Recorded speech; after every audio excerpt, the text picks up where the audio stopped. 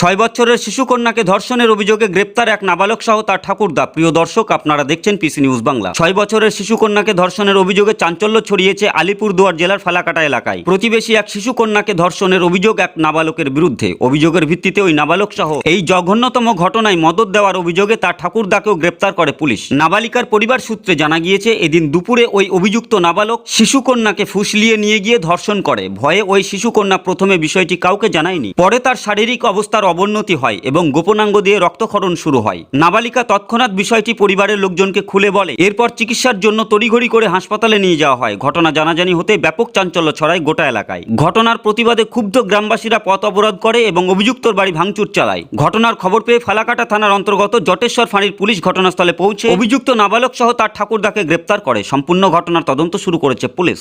Bureau report, PC news Bangla. Sunrise mustard powder, no বাটাবাটি ছাঁচ ফাটাবাটি। এখানে সমস্ত ব্যবসা প্রতিষ্ঠানের বিজ্ঞাপন প্রমোশন করানো হয়। বিশদে জানতে আজই যোগাযোগ করুন। Phone number 9933375229, WhatsApp number 9434674111।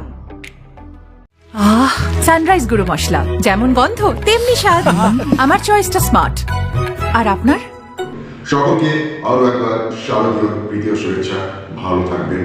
পিসি নিউজ বাংলা পোর্টালের তরফ থেকে সকলকে জানায় পুজোর আরো একবার শুভেচ্ছা।